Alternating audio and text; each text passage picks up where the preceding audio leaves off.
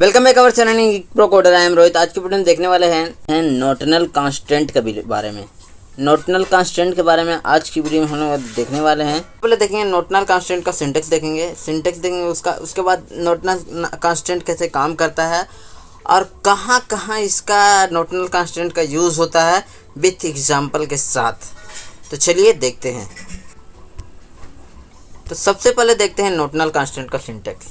तो सिंटेक्स इसका क्या होता है, क्रिएट टेबल होता है, सिंपल क्रिएट टेबल होता है। सिंपल आपने डिफ़ॉल्ट कांस्टेंट का अगर वीडियो देखा होगा तो सेम थिंग इसमें भी लगभग होता है, बस उसमें यहाँ पे डिफ़ॉल्ट लिखना पड़ता था और कुछ वैल्यू देना पड़ता था। आपको इस वाले में कुछ वैल्यू भी नहीं देना है और सिर्फ आपको नोटनल लिखना पड़ेगा।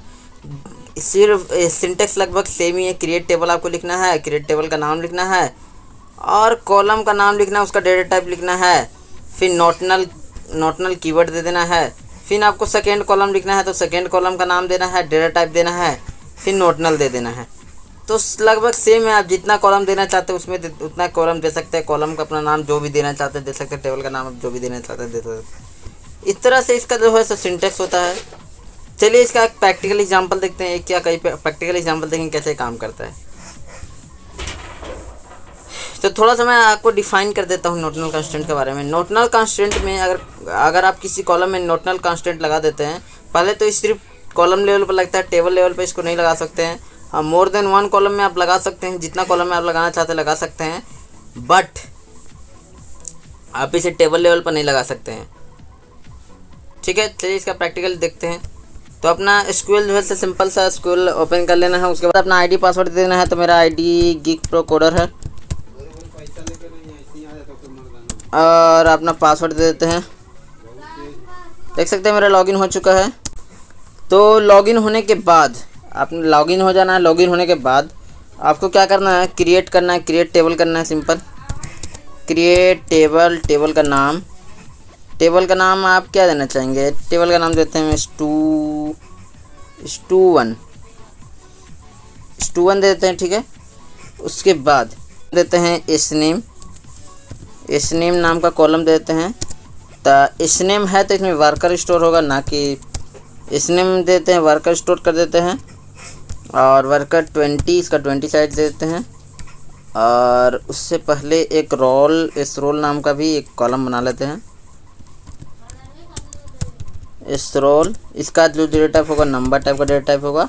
अब हम लोग देखते हैं इसका कांस्टेंट। तो हम लोग इसी का बगल में ही लिखना पड़ेगा आपको, नोट नल। हाँ, एक बात का आपको ध्यान दिए, नोट और नल दोनों अलग अलग लिखाता है। नोट पहले लिखाता है, स्पेस देके आपको नल लिखना पड़ेगा, एक साथ आपको नहीं लिखना है। फिर इसमें भी चलिए इसमें भी नोट नल लगा देते हैं, नोट नल लगा देते हैं। अगर आप नोट नल लगा देते हैं किसी कॉलम में, अगर आप किसी कॉलम में नोट नल लगा देते हैं तो उसमें आप डुप्लिकेट वैल्यू डाल सकते हैं, लेकिन आप एज इट इज उस कॉलम को खाली नहीं छोड़ सकते। चलिए टेबल क्रिएट करते हैं। देख सकते हैं टेबल जो है क्रिएटेड हो चुका है। चलिए इसमें इसका स्ट्रक्चर पहले देख लेते हैं। तो डिस्क्राइब कर लेते हैं इसको, DCB और स्टू1 देख सकते हैं। इसका दोनों ही जगह दिखा रहा है नोटनल, और यहाँ भी दिखा रहा है नोटनल। इससे क्या प्रूव हो रहा है कि आप इसमें नल वैल्यू नहीं डाल सकते हैं। यहाँ देखिए नल वाला जो ऑप्शन है, आप नल वैल्यू नहीं डाल सकते हैं। चलिए कुछ वैल्यू डाल के देखते हैं। तो इंसर्ट लिखना है आपको, इंसर्ट इंच। टेबल का नाम आपका क्या है? स्टू1 आपका टेबल का नाम है। ठीक है, स्टू1 नाम है आपका। उसके बाद आपको उस कॉलम का वैल्यूज की बात आपको देना है। डेट डालते हैं तो यहाँ पे डाल देते हैं 100। ठीक है, कॉमा करके डाल देते हैं। नेम तो नाम दे देते हैं gig pro coder, gig pro CODER coder. ठीक है, सेमीकोलन देने के बाद एंटर कर दें। देख सकते हैं 1 रो जो है क्रिएटेड हो चुका है। अब चलिए इसी को फिर से डालते हैं। देखिए दोबारा जो है, अब इसको थोड़ा देख लेते हैं, ज़्यादा वैल्यू बेहतर तरीके से समझ में आएगा। सेलेक्ट स्ट्रिक्ट फ्रॉम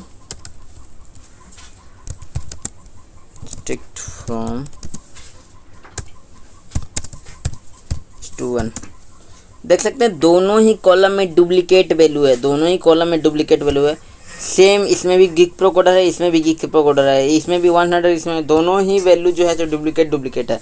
लेकिन डुप्लीकेट मैंने पहले ही आपको बताया है कि आप इसमें डुप्लीकेट वैल्यू डाल सकते हैं, लेकिन नल वैल्यू बिल्कुल नहीं डाल सकते। चलिए देखते हैं कैसे नहीं डाल सकते हैं। जैसे कि मैं यहाँ पे खाली छोड़ देता हूँ इसको, इसमें मैं वैल्यू नहीं डालूँगा। देख सकते हैं क्या बोलता है, can not insert null value gig procoders to an name.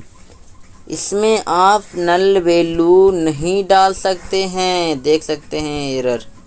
आप इसमें इसके किसी भी कॉलम में जहाँ जहाँ आप नोट नल लगा देंगे वहाँ पे आप उसमें उस कॉलम में आप इसमें नल वैल्यू नहीं डाल सकते हैं। भले ही आप इसमें डुप्लीकेट वैल्यू डाल सकते हैं, लेकिन आप नल वैल्यू जिस कॉलम में भी